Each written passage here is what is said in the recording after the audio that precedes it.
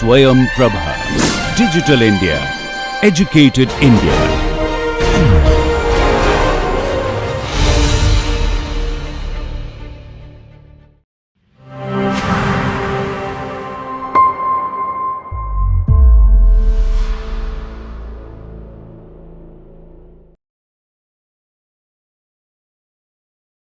Welcome back everyone, and in this module we will be continuing our discussion on the eigenvector eigenvalue.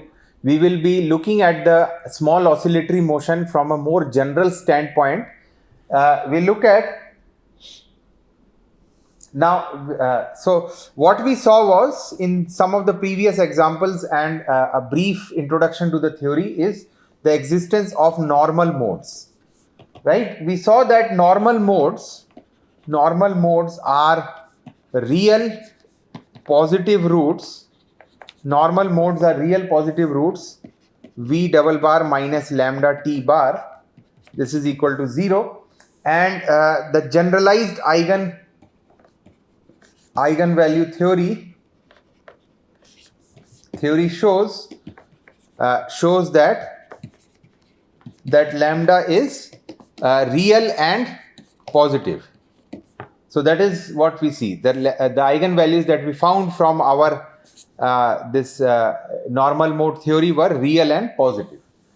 Then we can now look at, we can summarize what we saw in the previous module using a small, with the help of small results that we write. So the result is in the form of the definition of these eigenvalues and eigenvectors. So what are these generalized eigenvalues and eigenvectors? So let K and L be real n cross n matrices,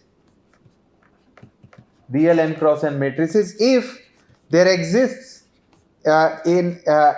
a lambda, which is what our eigenvalue is, and a non-zero column vector,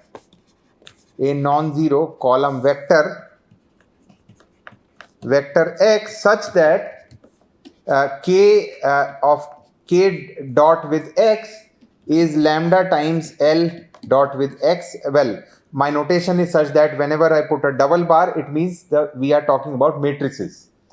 Then lambda is said to be our generalized eigenvalue, and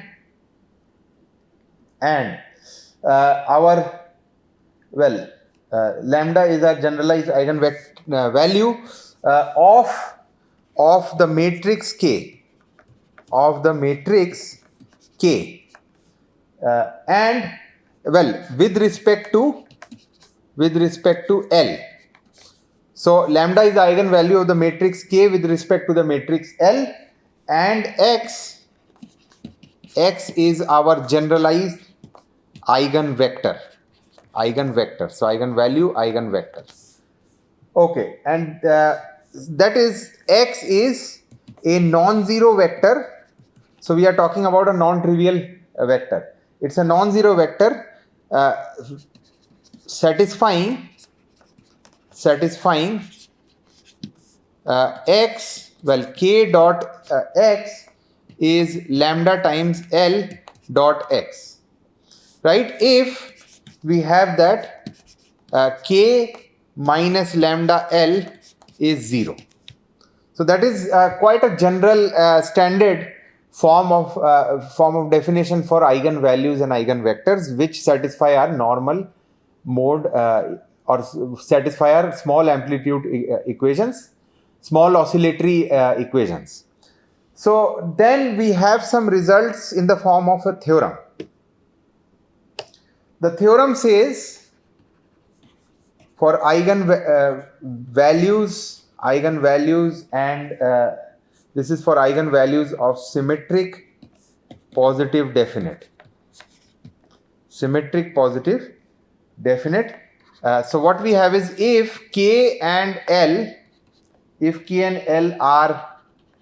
are real symmetric matrices, They are real symmetric matrices, and L is positive definite. L is positive definite. Then all eigenvalues are real. And if k is also positive definite, then all eigenvalues are positive. Right? So if we have both K and L being real symmetric matrices, and further L is positive definite, then all the eigenvalues can be found to be real. And further, if the other matrix K is also positive definite, then on top of being real, the eigenvalues are also positive. So we can look at the result. We can quickly see the proof of this result because this is fairly simple. The problem says, so let us choose the most general form of this vector, eigenvector x. So let x be any complex eigenvector. So then let us now consider the corresponding scalar quantity. So we see what happens. So to this, so x complex conjugate transpose. So we are taking the complex. So C means complex conjugate, T means transpose, multiplied with the matrix K multiplied with x. Right, where as I just said, x C is the complex conjugate of x. Right, and then K is a real symmetric matrix. Or we have that. Now let us try and find out. So this is a scalar quantity. Let us try and find out the complex conjugate of this scalar quantity. So let us see what happens. xc transpose k dot x.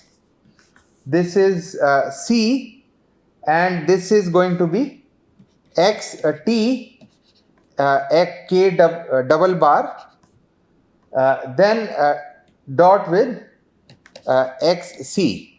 So we have taken a complex conjugate, and we can see that now this is the following. And then we see that this is going to be what? Well, so this is going to be let us now further take a transpose of this. So further we take a transpose.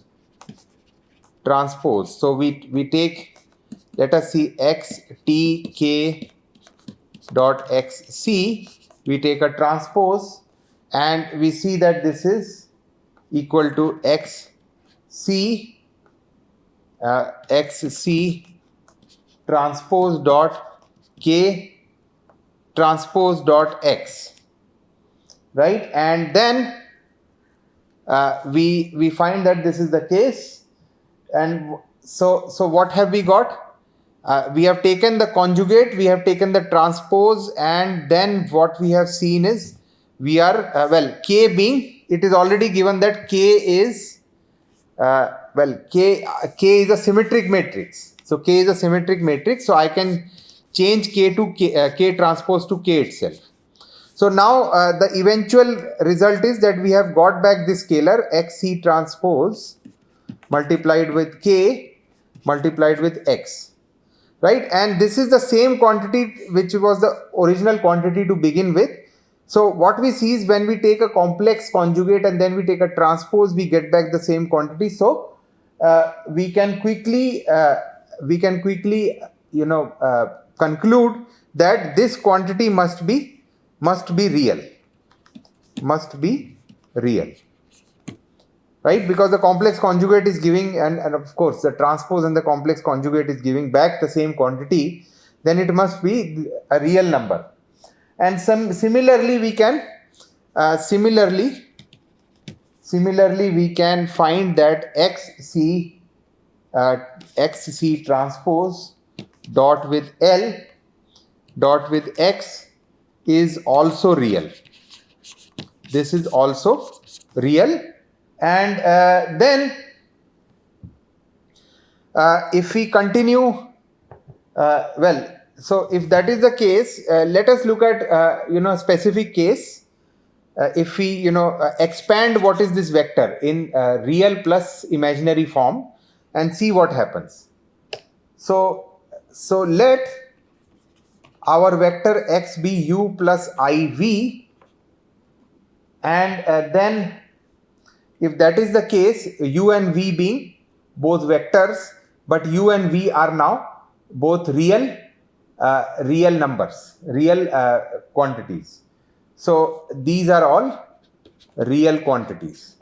So we see that xc transpose dot with L double bar x bar is going to be u minus iv dot transpose dot with L dot with u plus iv, right? And we see that this is also equal to u transpose L double bar u, and then we can expand this entire this product. We see that this is plus v transpose dot L dot v plus the other two quantities is I times u transpose L u lv and minus v v transpose L u. And of course, since we saw that this quantity is real, we just saw it for, we did the exercise for the matrix K, so this is real. So we expect that this imaginary part of this entire quantity will be 0. So if that is the case, we see that this is just these two quantities which is all real. So since it is given that L is positive definite, so since L is, the matrix L is also positive definite, we expect that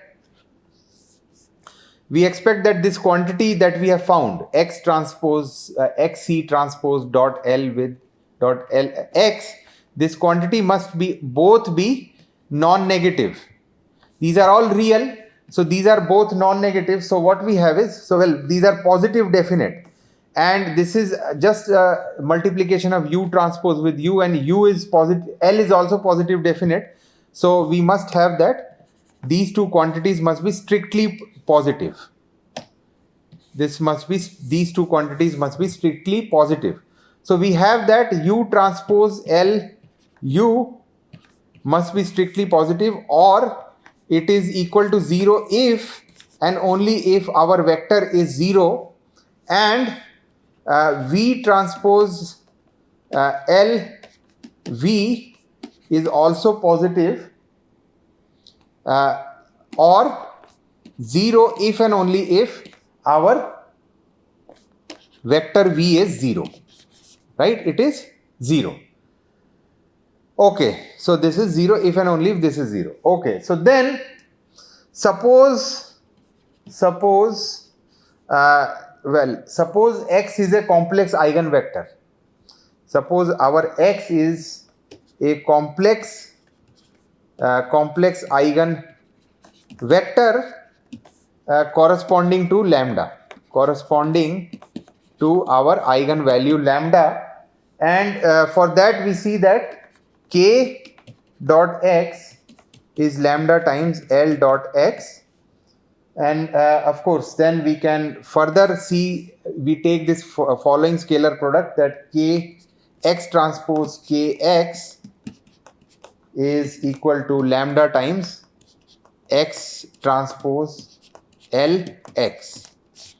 And then we see that since this is the case that these quantities are all real quantities, right? We had already seen that these quantities are all real.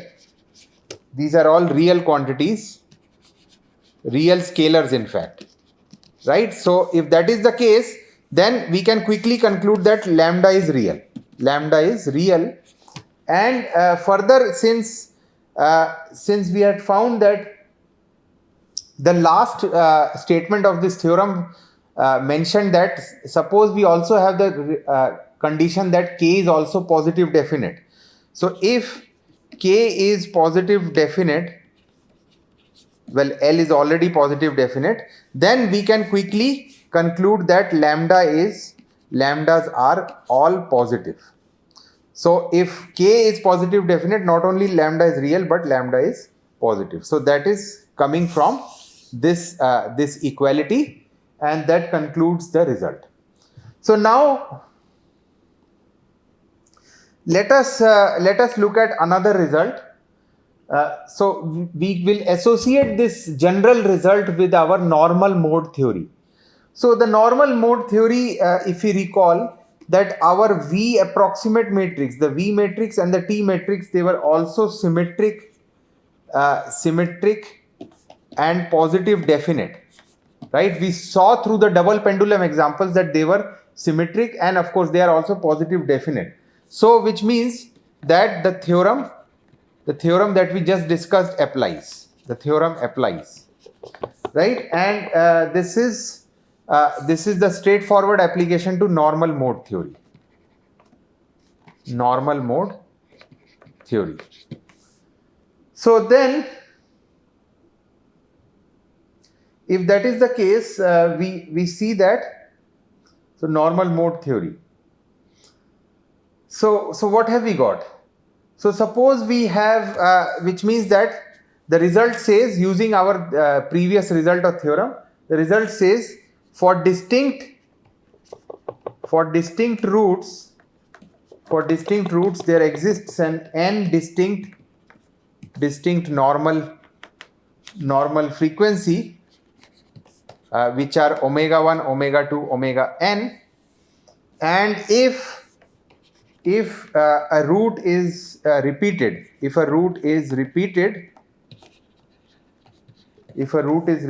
k times, then the frequency omega will have well, it is repeated k times, will have k linearly independent eigenvectors, or we call them as degenerate solutions. So if a root is repeated k times, then the frequency omega will have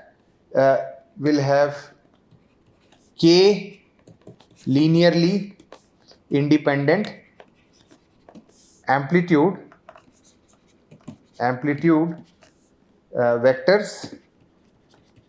vectors A bar as solution. Okay. So we talk about normal modes. So let us say the total normal modes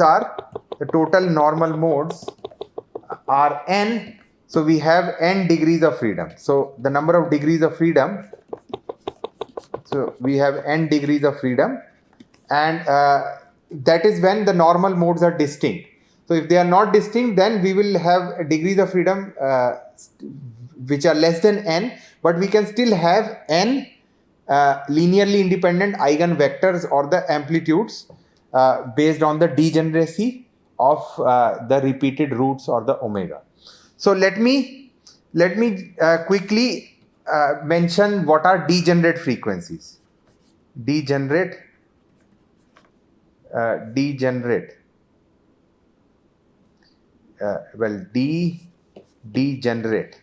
frequencies.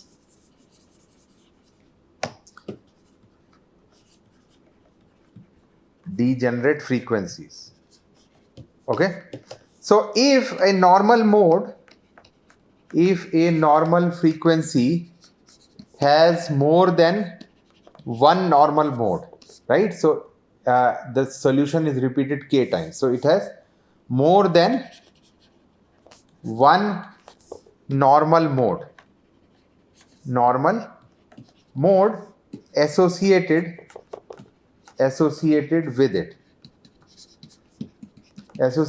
it, then the frequency is degenerate. The frequency is degenerate, right? So again, if we go back and look at our double pendulum example,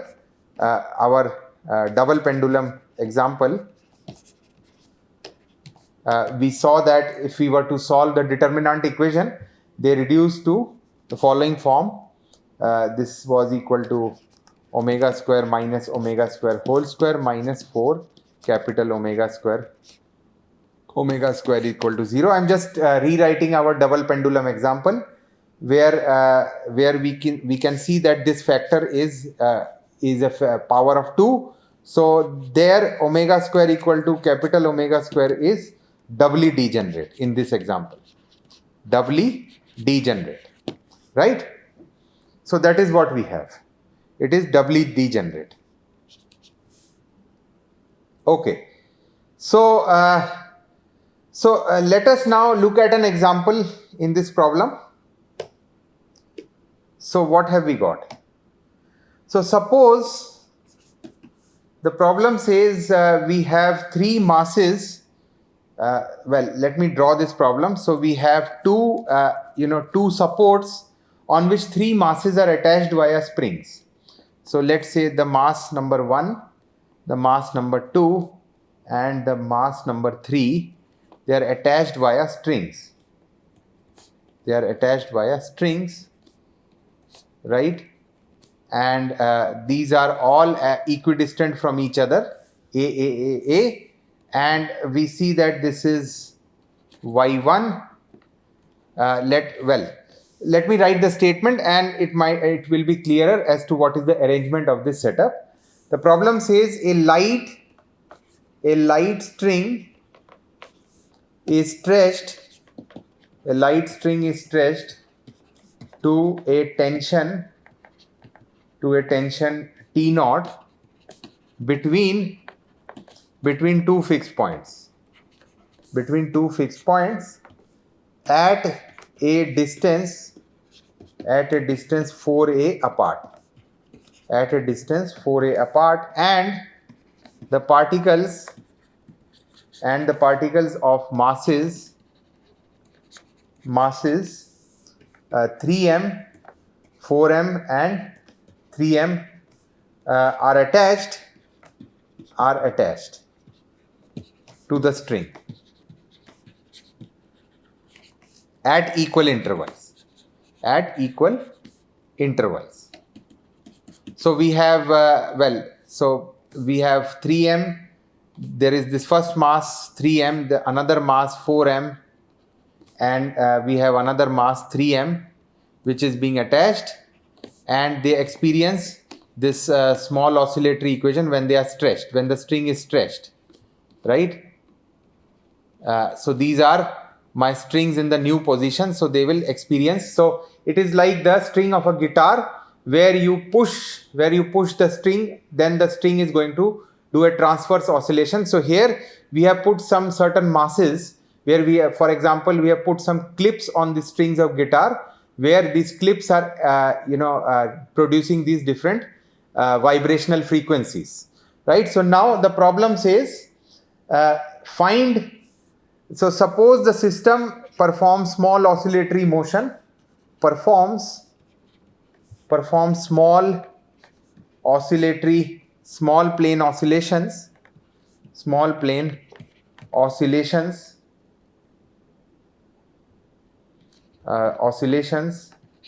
in which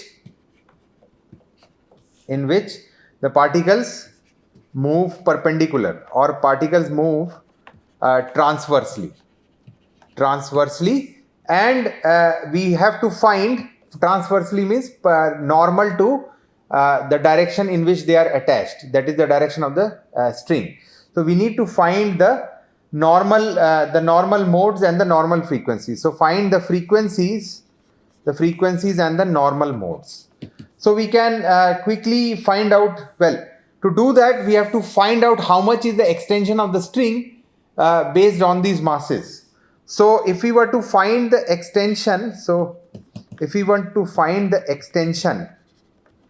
delta 1 of the string, the delta 1, we see that delta 1 is a square plus y1 square whole square. Well, this is the new length. So if this is our attachment, this is the original position of the mass A, and this is our mass 3m, and this is the new length. So new length is a square plus y1 square root, and the original length was a. So we want to find out how much is the extension, new length minus the old length, and we see that delta 1 is going to be, if we were to use our binomial expansion, we see that this is equal to a times 1 plus y1 by a whole square, square root minus a. And now since y1 is small, this transverse oscillation y1 is small. So y1 is very small compared to the length of the string. We can do a binomial expansion and find out that this is equal to y1 square by 2a. Right? So we neglect higher powers. We neglect higher powers in this binomial expansion. And then what we do is, similarly we can find the other expansions. So once we have found out the extension of the string, we can immediately write down what is the potential energy. So suppose the string was tight. Suppose we have the initial tension in the string. The initial tension in the string is T naught. The initial tension is T naught.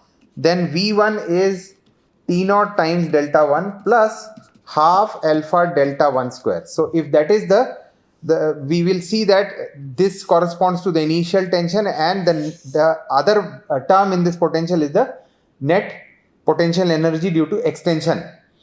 So if that is the case, we see that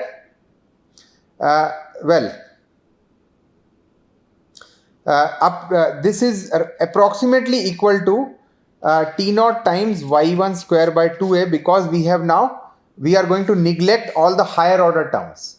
This is up to the leading order. This potential is of this form, right? And similarly, we can write down the potential corresponding to the other parts of the string due to the other masses. So the potential V2 similarly will be T naught times y2 minus y1 square by 2a, and V3 will be T naught y3 minus y2 square by 2a, and V4, which is the final stretch of the string, will be T naught y cube square by 2a. And similarly, if we were to write the approximate form of the potential, this is going to be V1 plus V2 plus V3 plus V4. And similarly, we can write down the V matrix is of this form. So when we sum up, we get that this is equal to this matrix 2 minus 1 0, 2 minus 1 0, minus 1 2. We expand all these perfect square terms, we will get all these forms, and 0 minus 1 2. And similarly, we can find the approximate form of the kinetic energy, which will be half times the first mass 3m times y1 dot square plus the second mass, which is 4m times y2 dot square plus the third mass, which is 3m times y3 square.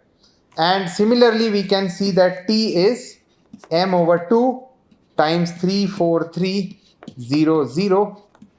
And we can see that again T is positive definite. And again we can go back and plug all these matrix formulations in our eigenvector eigenvalue equation. We see that this is lambda times T double bar. We set up the eigenvalue eigenvector equation, and we see that our eigenvalues lambda comes out to be 1/6 times mu, and 2 by 3 mu, and 1 and mu, where this quantity mu is related to our constants ma lambda times ma